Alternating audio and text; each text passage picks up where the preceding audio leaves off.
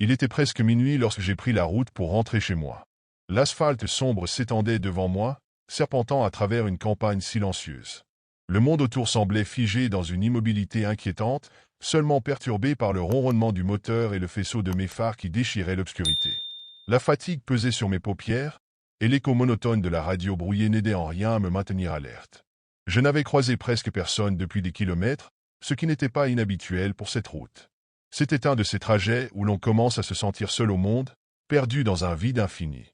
Puis, je l'ai vu. D'abord, ce ne fut qu'une silhouette floue, une tache pâle à l'orée de ma vision. Mais en m'approchant, les détails se sont précisés. Une femme, immobile sur le bas-côté, vêtue d'une longue robe blanche qui semblait flotter légèrement autour d'elle. Ses cheveux noirs cascadaient sur ses épaules, et son visage. Son visage était impassible, mais ses yeux étaient fixés droit sur moi. Un frisson glacé a parcouru mon échine. Pourquoi était-elle là, seule, au milieu de nulle part, à une heure aussi tardive? J'ai senti mes doigts se crisper sur le volant. Un sentiment étrange, indéfinissable, s'est insinué en moi, une hésitation entre l'instinct de fuir et une curiosité malsaine qui me poussait à ralentir. Sans même y penser, mon pied a effleuré la pédale de frein. C'est alors que tout a basculé. Avant même que je puisse réagir, avant même que mon cerveau ne comprenne ce qui se passait, elle était là, assise à côté de moi, sur le siège passager. Et je n'avais pas déverrouillé les portières. Mon cœur a raté un battement. Une vague glaciale s'est répandue dans tout mon corps, paralysant mes membres, contractant ma gorge. J'ai voulu tourner brusquement la tête vers elle, mais quelque chose en moi m'en a empêché. Un instinct primal me hurlait de ne pas bouger, de ne pas la regarder. Mes doigts tremblaient légèrement sur le volant. J'ai inspiré profondément, cherchant une explication rationnelle, mais aucune ne venait. J'étais sûr d'une chose, j'avais verrouillé les portières en montant dans la voiture. Je le faisais toujours, par habitude, surtout la nuit. Alors, comment? La femme restait silencieuse. Elle ne bougeait pas, fixant droit devant elle, son visage à demi plongé dans l'ombre. Mais je pouvais la sentir. Sa présence emplissait l'habitacle, comme si l'air lui-même s'était épaissi autour d'elle. Un parfum étrange flottait, un mélange de terre humide et de quelque chose d'indéfinissable, un relent fade et métallique qui me retournait l'estomac. J'ai serré les dents et tenté de briser le silence. « Vous allez bien ?» Ma voix était faible, presque un murmure, comme si mon corps refusait de prononcer ces mots. La question a semblé flotter dans l'air, s'évanouissant dans le néant. Aucune réponse. J'ai osé un coup d'œil furtif. Juste un instant. Elle était toujours là, immobile. Mais quelque chose clochait. Sa peau me paraissait trop pâle, presque translucide sous la lueur intermittente des lampadaires qui défilaient. Sa robe semblait vieillie, légèrement froissée, comme si elle avait été trempée puis laissée à sécher sans soin. Et ses mains, posées sur ses genoux, étaient couvertes de fines éraflures, comme si elle avait traversé une d'épines. Un frisson violent m'a parcouru l'échine. J'ai regardé dans le rétroviseur. La route était vide derrière nous, avalée par les ténèbres. Aucun témoin. Personne. La radio a grésillé subitement. Un bruit statique s'est infiltré dans l'habitacle, et les phares ont vacillé un court instant. J'ai ravalé ma salive. Quelque chose n'allait pas, et j'étais seul avec elle. L'air dans la voiture semblait s'être épaissi, rendant chaque respiration plus difficile. Une sensation oppressante s'insinuait dans ma poitrine, un poids invisible qui me clouait au siège. Je n'osais pas tourner la tête, mais je pouvais sentir sa présence, glaciale et inhumaine, à quelques centimètres de moi. Le silence était devenu insupportable. Seul le bourdonnement sourd du moteur remplissait l'espace, entrecoupé par le grésillement irrégulier de la radio. Puis, un murmure, un son ténu, à peine audible, comme un souffle à mon oreille. Je n'ai pas tout de suite compris si c'était réel ou si mon esprit me jouait des tours.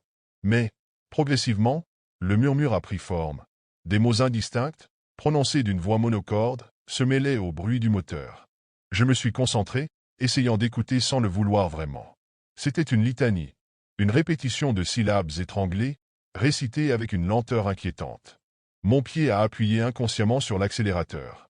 Je voulais sortir de cette route, atteindre un endroit éclairé, voir d'autres voitures, retrouver une réalité plus tangible. Mais la nuit semblait interminable, avalant chaque kilomètre dans une obscurité compacte. Un bruit sec m'a fait sursauter. Le rétroviseur intérieur s'était incliné tout seul, dirigeant mon regard directement vers elle. Ce que j'ai vu m'a glacé le sang. Son reflet était trouble, comme une image mal réglée sur un écran. Son visage oscillait légèrement, se déformait, et ses yeux n'étaient plus normaux. Deux orbites noires, béantes, qui ne reflétait rien. Pas même la lumière. J'ai voulu détourner le regard, mais quelque chose me fascinait horriblement. Puis, d'un coup sec, elle a tourné la tête vers moi.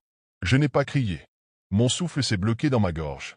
Ses lèvres se sont entr'ouvertes dans un sourire figé. Un sourire qui ne signifiait rien d'humain.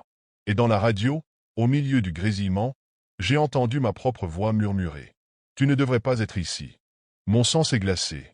Je voulais croire que j'avais mal entendu, que ce n'était qu'une interférence de la radio, un simple jeu de mon esprit fatigué. Mais non, c'était ma voix. Ma propre voix, prononçant ces mots d'une froideur inhumaine. « Tu ne devrais pas être ici. » Mes mains se sont crispées sur le volant. Une sueur froide perlait sur ma nuque. J'ai osé un regard vers elle. Elle ne bougeait pas. Toujours assise, droite, ses mains pâles posées sur ses genoux. Mais son sourire, ce sourire figé, trop large, comme si sa peau était tendue sur un visage qui ne lui appartenait pas. Puis, elle a murmuré quelque chose. Un chuchotement si faible que j'ai dû tendre l'oreille. « Tu as pris la mauvaise route. » Un frisson violent m'a parcouru l'échine. Mon pied s'est enfoncé sur l'accélérateur, l'instinct me hurlant de fuir. Mais tandis que la voiture gagnait en vitesse, une douleur fulgurante m'a transpercé le crâne. Des images. Brèves, chaotiques, saccadées. Un pare-brise éclaté. Un volant tordu sous l'impact. Des phares tournoyant dans l'obscurité avant de disparaître dans un fracas assourdissant.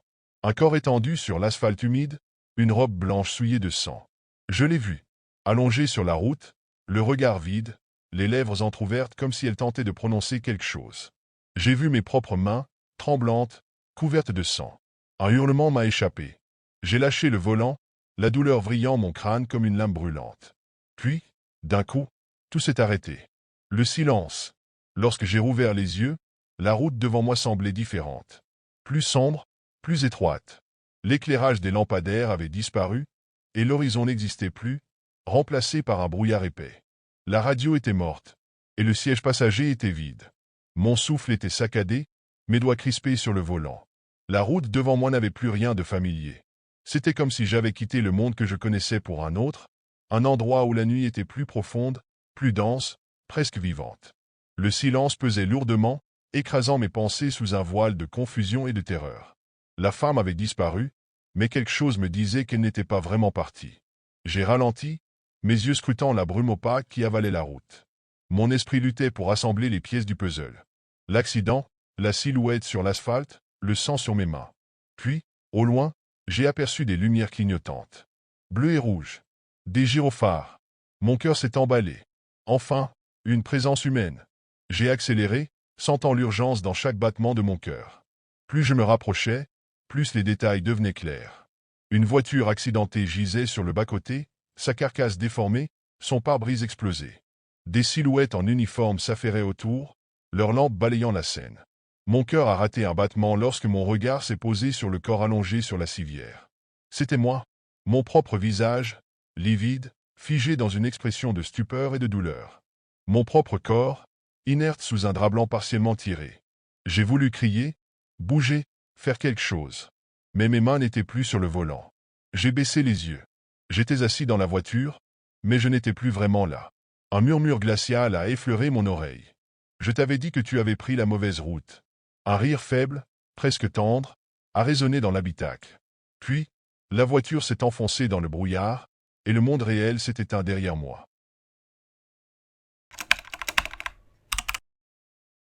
J'étais en retard. Mon rendez-vous était dans moins d'une heure, et j'avais encore des kilomètres à parcourir sur cette route de campagne interminable. Le GPS m'annonçait un détour de 30 minutes à cause de travaux, mais je n'avais pas ce luxe. C'est alors que j'ai remarqué un petit chemin sur ma droite, à peine visible entre les arbres. Un raccourci. J'ai ralenti. Le bitume craquelé disparaissait sous un tapis de feuilles mortes, et un vieux panneau en bois, à moitié effacé, indiquait une direction que je ne reconnaissais pas. Mais peu importait. Si cela me permettait d'économiser du temps, c'était suffisant. Sans trop hésiter, j'ai tourné le volant et engagé ma voiture sur la route. Dès les premiers mètres, j'ai ressenti une étrange oppression. L'air semblait plus lourd, plus humide, et la lumière du jour, déjà faible, peinait à percer l'épais feuillage des arbres qui bordaient le chemin. Je me suis dit que c'était mon imagination, que la fatigue et le stress du retard jouaient avec mes nerfs. Pourtant, une sensation sourde s'installait dans ma poitrine, comme un avertissement silencieux que je refusais d'écouter. Je me suis concentré sur la route, m'efforçant d'ignorer le sentiment grandissant que quelque chose clochait. La végétation paraissait anormalement dense, presque sauvage, comme si cette route n'avait pas été empruntée depuis des années. Le bruit de mes pneus sur le gravier semblait étouffé, avalé par une sorte de vide insondable. J'ai accéléré légèrement, espérant retrouver une route plus large ou un panneau indiquant une sortie. Mais alors que je progressais, l'étrange impression que quelque chose m'observait s'est intensifiée. J'ai jeté un regard rapide dans le rétroviseur. Rien. Seulement cette route sinueuse qui disparaissait derrière moi dans la pénombre des arbres. J'aurais dû faire demi-tour à cet instant précis. J'ai continué à rouler, essayant d'ignorer le malaise qui s'insinuait en moi. La route était de plus en plus étroite, les arbres semblant se refermer sur mon passage, comme s'ils tentaient d'effacer toute trace de mon existence. J'ai vérifié mon téléphone, plus de signal. Le GPS clignotait, cherchant désespérément à recalculer l'itinéraire avant de s'éteindre complètement. Le silence autour de moi était absolu. Pas un bruit d'oiseau, pas un souffle de vent. Juste le bourdonnement sourd du moteur et le crissement des pneus sur le gravier humide. Puis, la brume a commencé à s'élever. D'abord fine, presque imperceptible, elle est devenue plus épaisse à chaque virage. Au bout de quelques minutes, j'ai remarqué quelque chose d'étrange. Ce vieux panneau en bois, celui que j'avais vu à l'entrée du chemin. Il était là, à nouveau, planté sur le bas-côté. Mon estomac s'est noué. J'étais persuadé d'avoir roulé en ligne droite. Pourtant, j'étais revenu exactement au même point. J'ai pris une grande inspiration, essayant de calmer mon esprit rationnel. Peut-être que la route faisait une boucle et que je ne l'avais pas remarqué. J'ai vérifié ma montre. 15 minutes s'étaient écoulées depuis que j'avais quitté la route principale. Il était impossible que je sois déjà revenu au début. Je me suis forcé à continuer, gardant les yeux fixés sur la route, mes mains crispées sur le volant. Mais quelques minutes plus tard, mon cœur a raté un battement. Le même panneau. À nouveau. J'ai freiné brusquement, mon souffle court. J'étais piégé dans une boucle. Mon esprit s'est mis à tourner en rond, tout comme la route. Je n'arrivais pas à comprendre ce qui se passait. Chaque virage, chaque petite bosse du chemin semblait m'amener à ce même endroit. J'avais envie de crier, de sortir de la voiture et de courir loin de ce piège invisible, mais quelque chose me retenait. La brume, plus dense à présent, avait envahi l'habitacle, filtrant la lumière, rendant l'atmosphère oppressante. Puis, soudainement, un mouvement rapide dans le rétroviseur a attiré mon attention. J'ai jeté un regard distrait, pensant avoir vu un animal traverser la route. Mais ce n'était pas un animal. C'était une forme. Une silhouette s'est dessinée à l'horizon, se détachant lentement de la brume comme une ombre vivante. Au début, j'ai cru que c'était une personne, quelqu'un qui marchait tranquillement au milieu de la route. Mais alors, la silhouette a bougé, de manière étrange, comme si ses membres se tordaient dans des angles impossibles. J'ai eu une nausée soudaine, un frisson glacé qui m'a parcouru tout le corps. Elle s'est rapprochée, ou plutôt, elle a avancé sans jamais sembler se déplacer dans le sens de la route. C'était comme si elle flottait, glissant silencieusement sur le sol. Je n'ai pas pu détourner les yeux. Ses bras étaient anormalement longs, pendants, et ses doigts, squelettiques, semblaient se tendre vers moi, comme une invitation ou un avertissement. J'ai voulu accélérer, partir à toute vitesse, mais mes pieds restaient figés sur les pédales. Le regard de la silhouette, ou ce que je croyais être son regard, s'est fixé sur moi. Je pouvais sentir son poids, cette présence oppressante qui s'infiltrait dans ma voiture, qui me faisait suffoquer. Elle n'était pas humaine. Mon cœur battait si fort dans ma poitrine que je croyais qu'il allait éclater. Mes mains tremblaient sur le volant, mais je n'arrivais pas à bouger. La silhouette était toujours là, figée sur la route, m'observant dans une immobile menace. Une partie de moi me criait de démarrer et de fuir, l'autre partie était paralysée, incapable de faire le moindre mouvement. J'ai finalement pris une profonde inspiration et appuyé sur l'accélérateur. La voiture a bondi en avant, filant à toute vitesse à travers la brume dense, mais l'image de cette chose étrange ne m'a pas quitté. Chaque seconde semblait durer une éternité, mais je n'ai pas osé regarder dans le rétroviseur. J'avais trop peur de voir ce qui se cachait derrière moi. J'ai continué de rouler, le moteur hurlant dans la nuit silencieuse, mais chaque centimètre que je parcourais me semblait inutile. La brume semblait se refermer autour de moi, épaissie par un silence de plus en plus lourd. Quand j'ai jeté un regard par la fenêtre, j'ai eu l'impression que les arbres, qui étaient si immobiles tout à l'heure, s'étaient déplacés. Leurs troncs semblaient se plier, s'incliner vers la route comme si le chemin lui-même m'était interdit. Un frisson m'a parcouru. Je me suis forcé à regarder la route devant moi. Les phares de la voiture peinaient à percer la brume, et au bout de quelques minutes, quelque chose m'a frappé. Je reconnaissais ce paysage. C'était le même panneau, Encore une fois, je n'avais pas roulé dans cette direction avant. Impossible. J'ai scruté le ciel, cherchant des repères, mais tout était obscurci. J'ai pris un virage brusque, espérant enfin sortir de cette boucle infernale, mais au moment où j'ai redressé la voiture, j'ai vu une silhouette, cette fois plus près. Elle était là, devant moi, sur la route, comme si elle m'attendait. Je n'avais plus de souffle. Mon esprit était un tourbillon de panique, mais mes jambes étaient comme pétrifiées. La voiture roulait d'elle-même, m'emportant dans ce cycle sans fin. Peu importe la direction que je prenais, la route me ramenait toujours au même endroit, comme une toile d'araignée dont je serais la proie. La silhouette, là devant moi, semblait s'être soudainement matérialisée à une distance impossible. Elle se tenait immobile, me fixant de ses yeux vides, comme si elle savait déjà ce qui allait arriver. À chaque fois que je passais devant elle, je pouvais sentir sa présence de plus en plus proche, s'immisçant dans l'air, jusqu'à ce que je l'entende clairement. Un murmure, un chuchotement faible, qui semblait se répercuter dans mon crâne, me paralysant encore plus. J'ai arrêté de respirer, figé par l'effroi. Il était inutile de chercher à fuir. Ce qui me suivait n'était pas seulement une apparition, c'était la route elle-même, un piège sans fin, une force malveillante qui me forçait à rouler dans ses griffes invisibles. Le froid m'envahissait, mais je n'arrivais pas à bouger. Chaque mouvement semblait inutile, comme si cette brume, cette route, ce silence lourd, m'avaient englouti pour ne jamais me relâcher. Le ciel au-dessus de moi était noir, mais il n'y avait pas d'étoiles. Rien. Un vide complet. Mon téléphone ne captait toujours aucun signal, comme si tout ce qui m'était familier avait été effacé de la carte. À cet instant, une horrible vérité m'a frappé. Je n'étais pas simplement perdu, j'étais coincé, condamné à errer sans fin sur cette route qui ne menait nulle part. J'ai regardé le rétroviseur une dernière fois. La silhouette était là, juste derrière moi. Et ce n'était plus un simple regard. C'était un visage tordu, déformé, ses yeux brillants de malice. Ses lèvres se sont étirées en un sourire qui n'était ni humain ni vivant. Et je l'ai su alors. Elle m'observait, non pas pour m'effrayer, mais pour m'accueillir dans cette boucle éternelle. Je ne pouvais plus fuir. Je roulais seul sur cette route déserte, fatigué après une longue journée de travail. La nuit s'était abattue depuis des heures, enveloppant tout dans une obscurité presque oppressante. Les phares de ma voiture découpaient faiblement l'asphalte fissuré, projetant des ombres mouvantes sur les arbres tordus qui bordaient la route. Il n'y avait pas de lampadaire, pas de maison, rien d'autre que cette ligne interminable de bitume serpentant à travers la nuit. Mes paupières étaient lourdes, je sentais la fatigue peser sur mon corps, me tirant vers une torpeur dangereuse. J'avais déjà bâillé plusieurs fois, mais le silence pesant de l'habitacle ne faisait qu'accentuer cette somnolence insidieuse. La radio était éteinte. Je n'avais même pas envie de l'allumer. Je voulais juste rentrer chez moi, prendre une douche brûlante et m'effondrer sur mon lit. De temps en temps, mes yeux se perdaient dans le rétroviseur, un réflexe inconscient. Derrière moi, la nuit semblait encore plus épaisse, comme si mes phares ne suffisaient pas à repousser l'obscurité. J'avais l'étrange sensation que quelque chose me suivait, caché juste au-delà de la lumière, tapi dans les ténèbres. Un frisson me parcourut l'échine. Je me redressai, tentant de chasser cette impression absurde. Ce n'était que la fatigue, rien de plus. Mon esprit me jouait des tours. Inspirant profondément, je serrai le volant et fixai la route devant moi. Il ne me restait plus qu'une vingtaine de minutes avant d'arriver chez moi.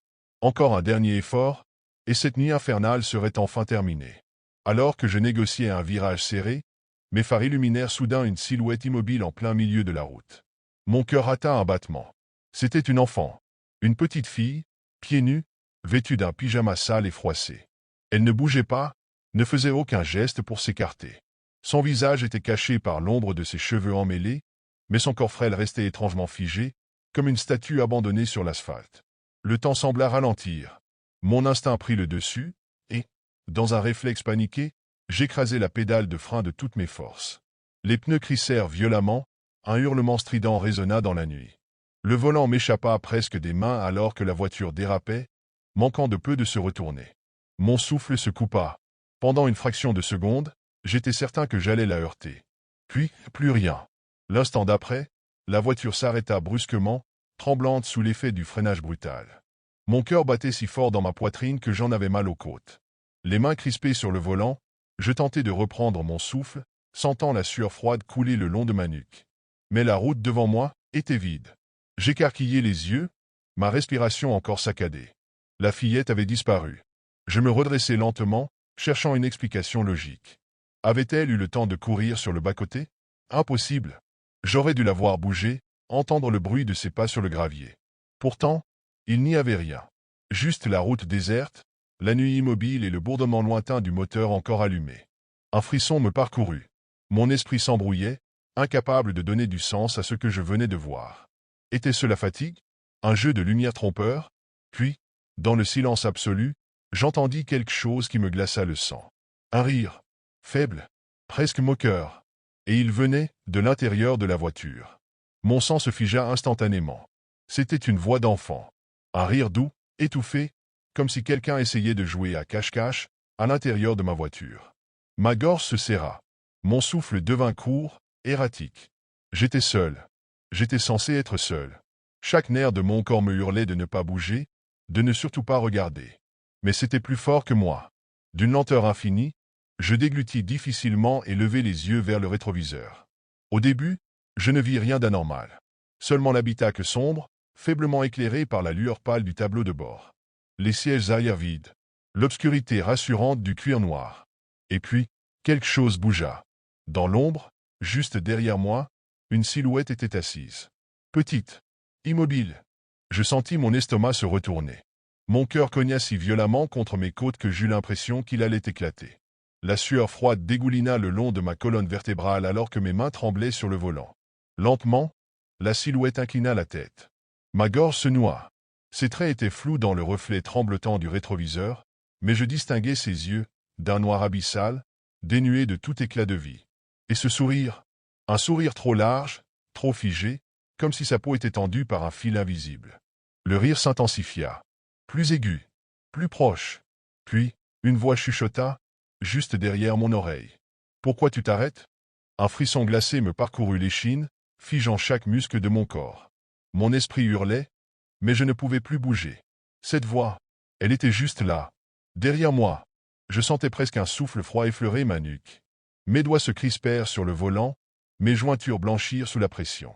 Je voulais courir, ouvrir la porte et m'éjecter hors de cette voiture maudite. Mais mon corps refusait d'obéir. Dans un geste désespéré, mon regard se posa de nouveau sur le rétroviseur. Elle était plus proche. Là où son reflet était à peine visible quelques secondes plus tôt, la fillette était maintenant juste derrière mon siège.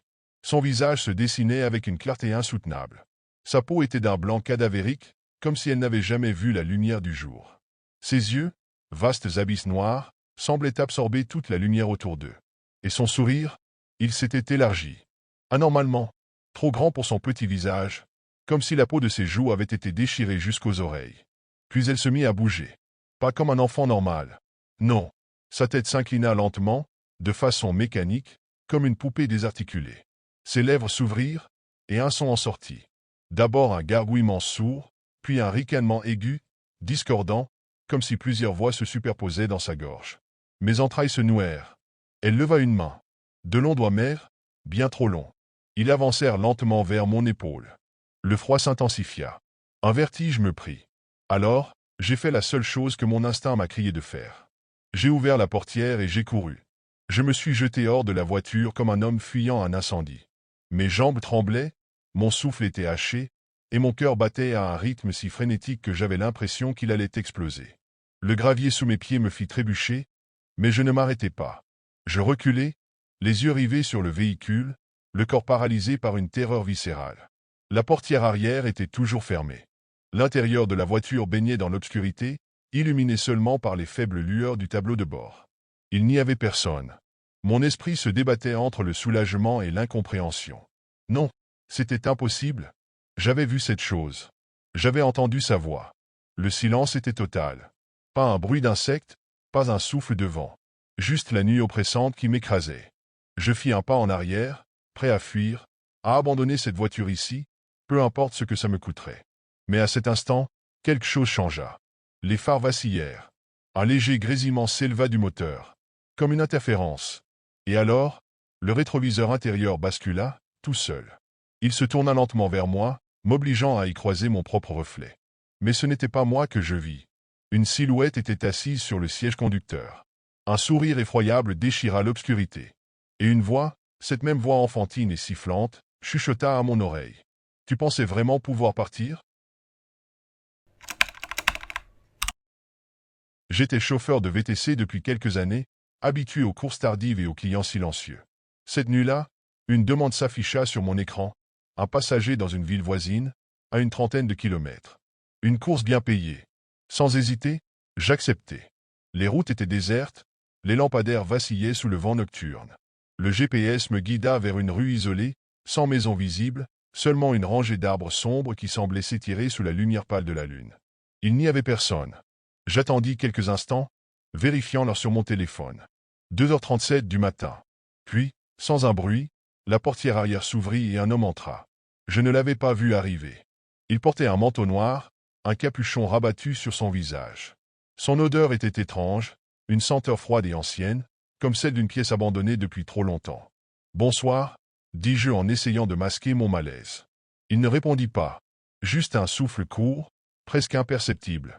Il tapa une adresse sur l'application et resta immobile. Je lançai le moteur, tentant d'ignorer le frisson qui me parcourait l'échine. Ce n'était pas la première fois que je transportais un client étrange, mais quelque chose en lui me mettait mal à l'aise. Son silence n'était pas celui d'un homme fatigué ou distrait. C'était un vide, une absence totale de présence, comme s'il n'était pas vraiment là. Alors que nous roulions dans la nuit noire, je jetai un coup d'œil furtif dans le rétroviseur. C'est là que je vis l'impossible. Ou plutôt, que je ne vis rien. Le siège arrière était vide. Mon cœur se serra brutalement. Je clignai des yeux plusieurs fois, incapable de comprendre ce que je voyais ou plutôt, ce que je ne voyais pas. Le siège arrière était vide dans le rétroviseur, comme si personne ne s'y trouvait. Pourtant, je sentais sa présence. J'entendais sa respiration, ce souffle lent et glacé derrière moi. Ma gorge se noua. Je jetai un coup d'œil rapide dans le rétroviseur latéral. Là, je le voyais, assis, immobile, la tête légèrement inclinée vers le bas. Mais dans le rétroviseur central, rien. Un vide absolu. Un frisson me traversa de la tête aux pieds. J'essayais de me convaincre que c'était une illusion, une erreur d'angle, un effet d'optique. Mais mon instinct me hurlait autre chose. Mes mains se crispèrent sur le volant. L'air dans l'habitacle semblait s'être refroidi, comme si la température avait chuté de plusieurs degrés en quelques secondes. Je sentais mon souffle devenir visible, une brume légère flottant dans l'obscurité du véhicule. Je pris une profonde inspiration et tentai de garder mon calme. « Tout va bien ?» demandai-je, espérant une réaction, quelque chose qui me prouverait que cette personne était normale. Toujours aucune réponse. Mais cette fois, il bougea légèrement. Pas beaucoup. Juste un léger mouvement de tête. Comme s'il m'avait entendu et qu'il attendait quelque chose. Le silence devint insupportable. L'impression d'être enfermé avec quelque chose qui ne devait pas être là me rongeait l'esprit. Je voulais arrêter la voiture. Le faire descendre. M'éloigner le plus vite possible. Mais au moment où ma main se dirigea vers le tableau de bord pour annuler la course, je vis son sourire dans le rétroviseur. Un sourire qui n'aurait pas dû être là. Parce que sa tête n'avait pas bougé. Mes doigts tremblaient sur le volant. Ce sourire, il était là, figé dans le rétroviseur, alors que la tête de mon passager restait parfaitement immobile. Comme si son reflet, ou ce qui aurait dû être son reflet, vivait indépendamment de lui. Un frisson glacial parcourut ma colonne vertébrale. Je ne pouvais plus ignorer l'évidence, quelque chose n'allait pas. D'un geste sec, j'appuyai sur le frein. Rien. La voiture continua d'avancer à une vitesse constante. Je pressai la pédale de toutes mes forces, mais le véhicule refusa d'obéir. La panique s'installa aussitôt.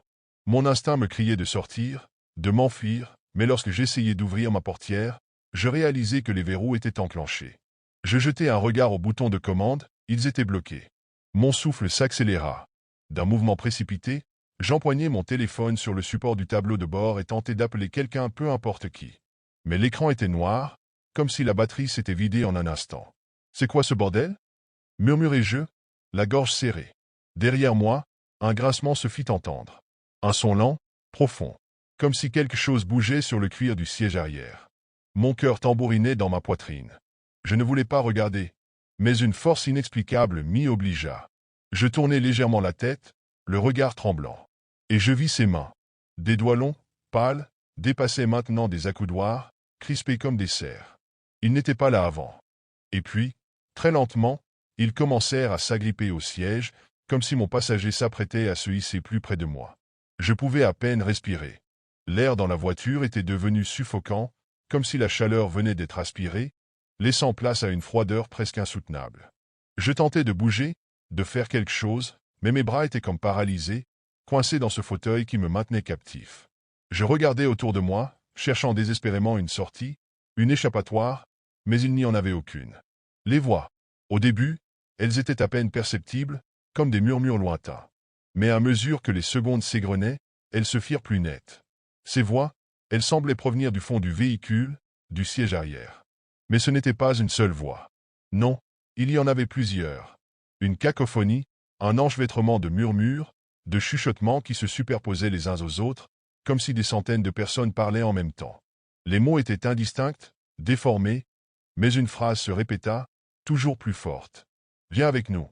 Je fermai les yeux, mes mains serrées sur le volant, mes dents grinçant sous la pression. Mais, quand je les rouvrirai, je le vis.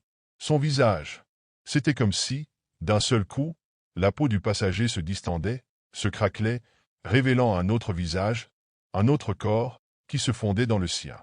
Des yeux différents, des bouches qui s'ouvraient et se fermaient en même temps, des visages se superposant à une vitesse vertigineuse. Il souriait, mais ce sourire n'avait rien d'humain.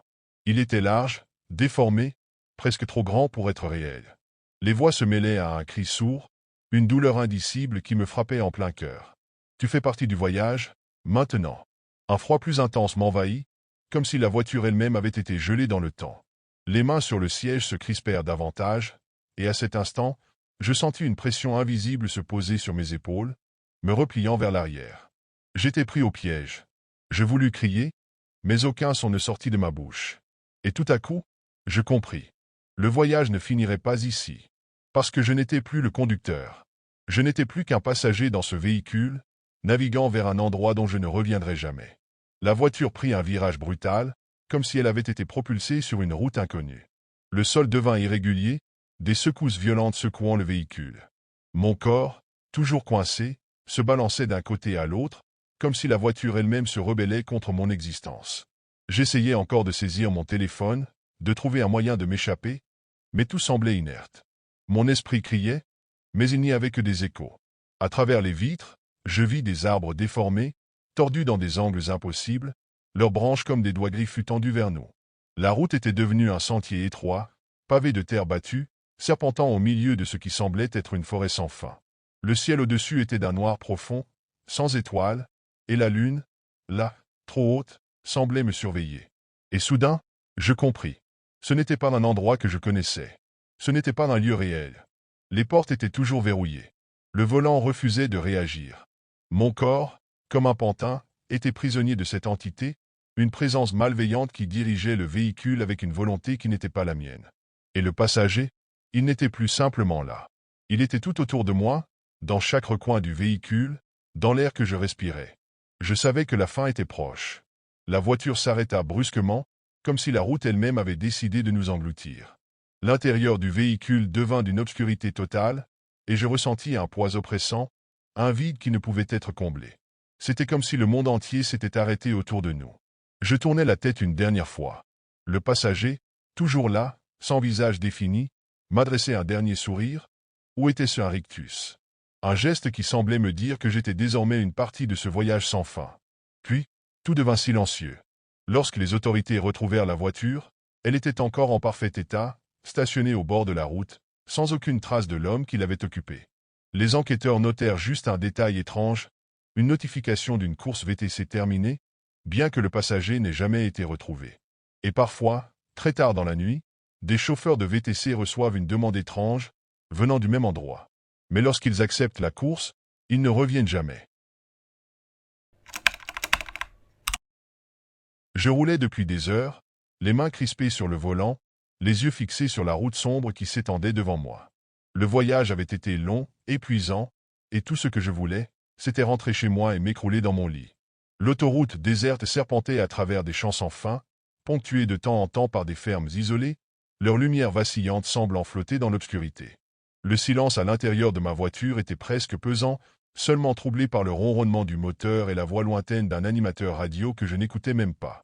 J'aimais habituellement conduire la nuit, il y avait quelque chose d'apaisant dans la solitude de la route, dans le fait de ne croiser que quelques véhicules de temps en temps. Mais ce soir-là, cette solitude me pesait d'une manière étrange, oppressante.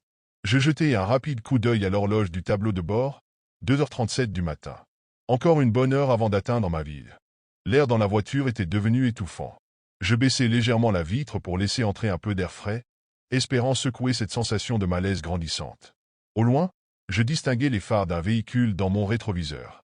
Rien d'inhabituel en soi. Mais je ne sais pas pourquoi, quelque chose dans cette simple présence me mit immédiatement mal à l'aise. Au début, je n'y prêtais pas trop attention.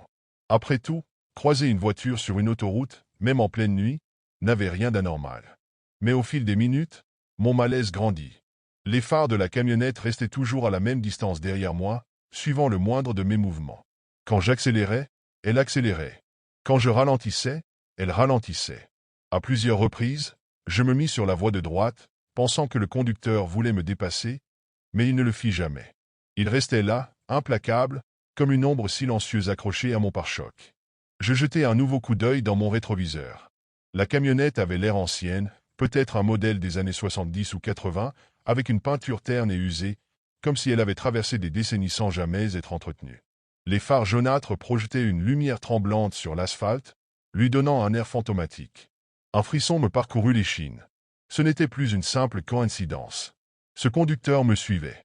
Délibérément, je sentis ma gorge se serrer et mes mains devenir moites sur le volant. L'adrénaline commençait à monter en moi. Qui pouvait bien être cette personne? Pourquoi me suivre ainsi, sur des kilomètres, sans jamais tenter de me doubler ni de s'éloigner? Je pris une grande inspiration et essayai de rationaliser. Peut-être était-ce juste un autre conducteur fatigué, empruntant la même route que moi. Peut-être que tout ça n'était qu'une pure coïncidence. Mais au fond de moi, une petite voix me murmurait que ce n'était pas le cas. Mon cœur battait de plus en plus vite. L'idée de rouler encore des kilomètres avec cette camionnette collée à mes pas m'était insupportable. J'avais besoin de savoir. Besoin de voir qui était au volant. Inspirant profondément, je serrai les dents et levai lentement les yeux vers mon rétroviseur intérieur. Au début, tout ce que je vis fut l'éclat blafard des phares, trop lumineux dans l'obscurité de la nuit. Puis, en plissant les yeux, je distinguai une silhouette derrière le volant. Mon sang se glaça. L'homme, si c'en était un, était assis très droit, presque rigide, les mains fixées sur le volant, comme une statue de cire. Mais ce n'est pas ce qui me terrifia. C'était son visage, ou plutôt l'absence de visage. À la place de traits humains, il n'y avait qu'un masque pâle et informe, comme une toile tendue sur un crâne. Aucune bouche, aucun nez, juste deux trous sombres et profonds là où auraient dû être ses yeux. Et ses yeux, ces ténèbres insondables, il me regardait. Un hurlement de terreur monta dans ma gorge, mais aucun son ne sortit. Mon corps tout entier se paralysa sous l'effet d'une peur primitive, viscérale. Puis, d'un seul coup, comme si un courant électrique me traversait, mes muscles se réveillèrent et j'écrasai la pédale d'accélération. Le moteur rugit et la voiture bondit en avant. Mais dans mon rétroviseur, la silhouette était toujours là. Immobile, observant. Je roulais maintenant bien au-delà des limites de vitesse, les mains crispées sur le volant, mon souffle court et saccadé. Le paysage défilait à une vitesse folle, mais je ne voyais plus rien. Tout ce qui comptait, c'était m'éloigner de cette chose. Mais la camionnette, elle suivait toujours. Je jetai un coup d'œil rapide au rétroviseur. Elle était là, implacable, roulant à la même vitesse que moi, ses phares blafards illuminant l'arrière de ma voiture comme des yeux brûlants plantés dans mon dos. Peu importait à quel point j'accélérais, elle restait juste derrière, à une distance fixe, comme si elle se moquait de mes tentatives de fuite. Mon estomac se noua quand ses phares clignotèrent une fois. Puis une deuxième. Comme un signal. À cet instant précis, mon moteur toussa. Une brève secousse secoua mon véhicule, comme si quelque chose venait d'agripper les cieux. Non, pas maintenant. Je martelai la pédale d'accélérateur, mais le moteur émit un bruit rauque et perdit en puissance. Les voyants du tableau de bord clignotèrent étrangement, projetant une lumière rougeâtre dans l'habitacle. Une odeur âcre de brûlé se répandit dans l'air. Mon cœur battait si fort que j'avais l'impression qu'il allait éclater. J'étais seul, sur une route déserte, poursuivi par quelque chose qui ne devrait pas exister, et maintenant, ma voiture était en train de me lâcher. Derrière moi, la camionnette continua d'avancer, implacable. Elle se rapprochait. Lentement, comme un chasseur sachant que sa proie n'a plus nulle part où fuir. Tout devint flou. Mon corps était en alerte, chaque muscle tendu par la peur, mais une étrange torpeur s'emparait de mon esprit. Je luttais pour garder les yeux ouverts, pour ne pas sombrer, mais c'était comme si quelque chose s'insinuait en moi, m'aspirant dans un néant silencieux. Puis, le noir total. Quand je repris connaissance, il faisait jour. Un pâle soleil d'hiver baignait la route d'une lumière blafarde. J'étais assis dans ma voiture, garé sur le bas-côté, Le moteur éteint.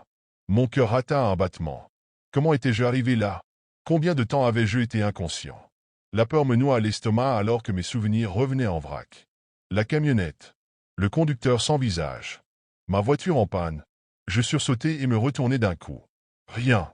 La route était vide. Pas la moindre trace de cette fichue camionnette. Pas de marque de pneus.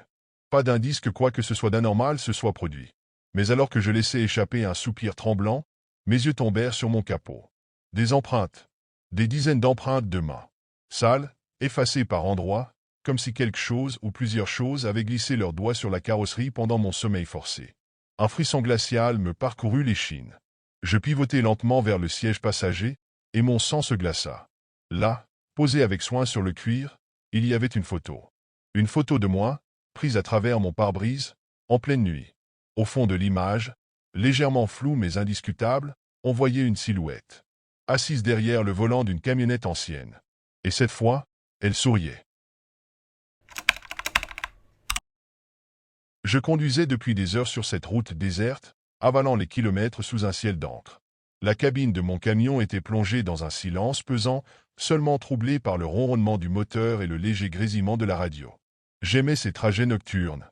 Il y avait quelque chose de presque apaisant à rouler sans croiser âme qui vive, à voir défiler les panneaux sous la lueur blafarde des phares. Mais cette nuit-là, une étrange sensation me tenaillait. Un malaise diffus, comme si quelque chose n'allait pas, sans que je puisse dire quoi. Mon réservoir touchait presque à la réserve, et d'après mon GPS, le prochain arrêt était encore loin. Pourtant, au détour d'un virage, je vis des lumières au loin, vacillant à travers la brume légère qui s'élevait du bitume. Un poste d'essence. Rien d'extraordinaire, à première vue, mais je ne me souvenais pas l'avoir vu sur cette route auparavant. Et surtout, il n'était pas indiqué sur mon GPS.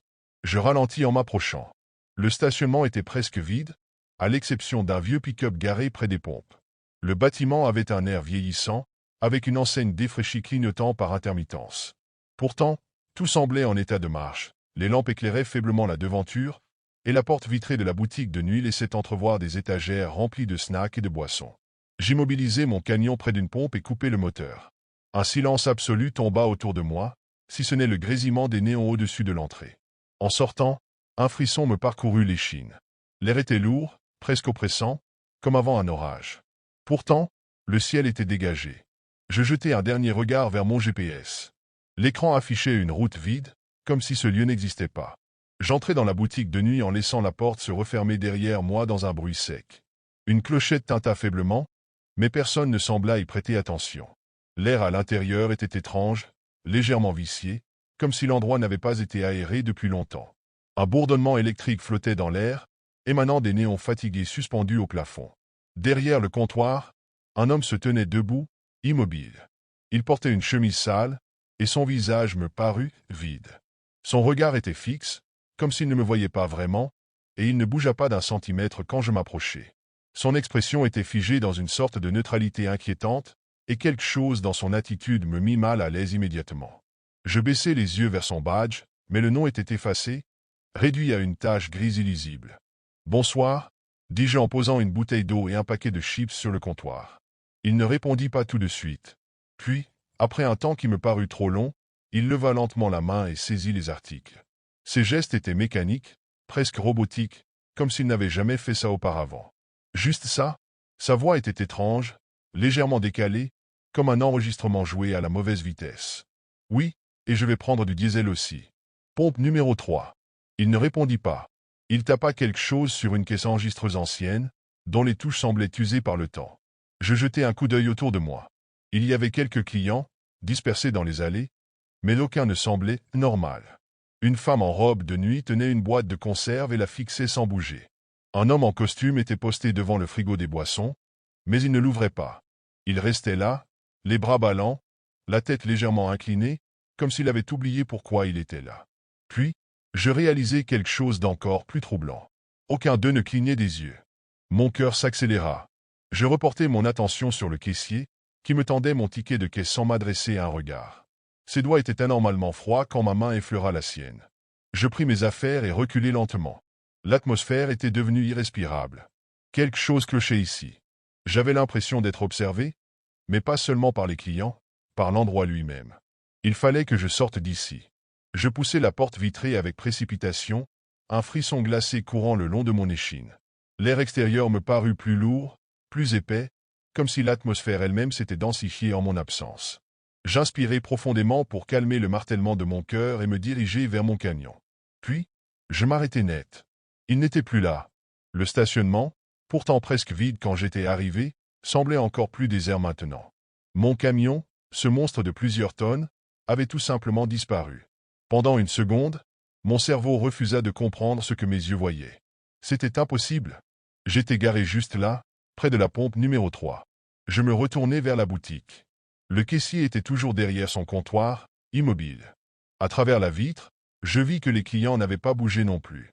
Ils étaient figés exactement comme avant, mais cette fois, leurs visages étaient tous tournés vers moi.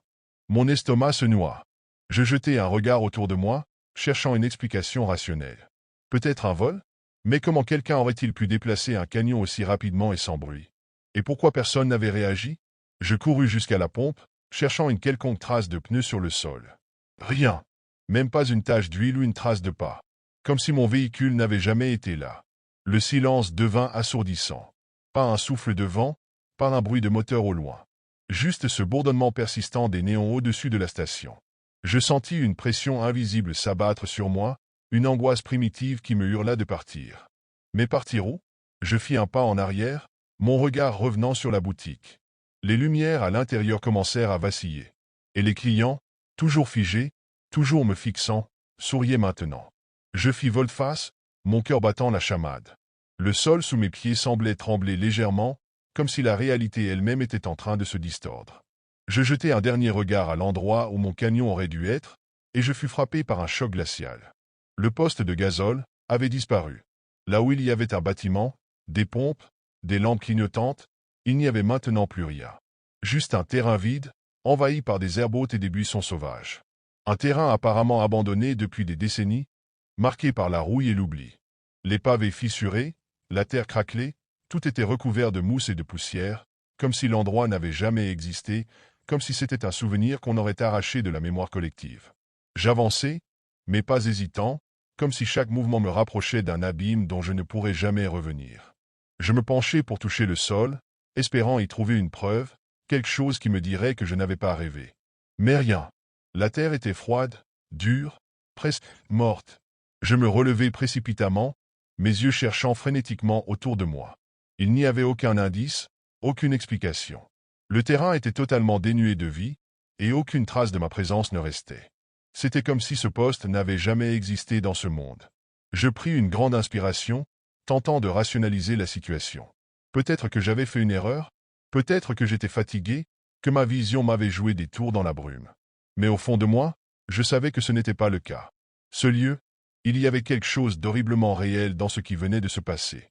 Je reculais lentement, mes yeux cherchant toujours une solution, un signe, un indice qui pourrait expliquer l'inexplicable. Mais alors, dans le lointain, à l'endroit exact où le poste avait disparu, j'entendis un bruit sourd, un frémissement. Comme si quelque chose était encore là. Un cri d'angoisse monta en moi, mais je n'eus pas le temps de réagir. Un vent glacé souffla soudainement, et je sentis un frisson me traverser. Quand je tournai les yeux, je vis la silhouette d'une vieille enseigne rouillée se lever lentement du sol, comme si elle sortait de la terre elle-même, émergeant d'un autre temps. C'était le même poste, le même endroit. Mais il semblait figé, comme une photo prise avant des décennies. Le passé et le présent s'étaient confondus, et je me retrouvais pris dans un cauchemar dont je ne pouvais plus m'échapper. Je tournai les talons, pris de panique, et me mis à courir. Mes jambes étaient lourdes, comme si l'air autour de moi m'empêchait de respirer normalement. Je n'avais qu'une pensée en tête, m'éloigner de ce lieu, de cet endroit qui ne semblait pas avoir sa place dans le monde réel. Je n'avais aucune idée de combien de temps j'avais couru, mais le paysage autour de moi était devenu flou, comme un rêve maléfique qui se déformait. Alors que je marchais, essoufflé, le sol sous mes pieds changea soudainement. La route, déserte et abandonnée, devint soudainement plus familière, comme si tout ce qui venait de se passer n'avait été qu'une illusion. Mais quelque chose en moi me disait que ce n'était pas le cas. Je me sentais observé, comme si l'endroit m'avait pris dans ses griffes invisibles, me forçant à revivre cette terreur. Puis, un camion s'arrêta près de moi. Un conducteur, un homme d'un âge moyen avec une barbe grise, baissa la vitre de sa cabine. Il me regarda longuement, comme s'il savait exactement ce que j'avais vécu. « Ça va » demanda-t-il d'une voix douce, mais pleine de tension. Je n'avais pas la force de répondre immédiatement. Mon esprit était encore pris dans ce tourbillon de confusion. Mais quelque chose dans ses yeux, une lueur de reconnaissance, me fit frissonner. « Vous avez vu ce qui se passe, là-bas » continuai-je, d'une voix tremblante. Il y avait un poste de gazole, et il a disparu. Mon camion, il n'est plus là. » L'homme se tut un instant, son regard devenant plus grave. Puis, dans un murmure presque inaudible, il dit « Vous n'êtes pas le premier. » Je le regardai, abasourdi, sans comprendre. Il sembla lire l'incompréhension dans mes yeux et expliqua lentement. Il y a longtemps, dans ce coin, il y avait un poste. Mais il y a eu un événement terrible, un crime, quelque chose que personne n'a jamais pu expliquer. Le poste a été fermé, effacé, comme si jamais il n'avait existé. Mais ceux qui s'en approchent, ceux qui reviennent, ils le voient. Parfois. Et parfois, ils n'en reviennent jamais. Un frisson parcourut ma colonne vertébrale. Il n'était plus qu'un murmure, un bruit dans l'air qui se dissipa rapidement. Je regardai mes mains, encore tremblantes, et là, je remarquai quelque chose d'étrange. Mon ticket de caisse, celui que j'avais pris avant de partir, était dans ma poche. Je l'avais complètement oublié. Mais en l'examinant, je remarquai quelque chose de terrifiant. Il était taché de sang. Un sang sec, noirci par le temps, comme si j'avais été là bien plus longtemps que je ne me souvenais. Je fixai le ticket, figé par l'horreur, réalisant soudainement que ce que je venais de vivre n'était pas qu'une simple hallucination. Ce n'était pas fini. Pas pour moi.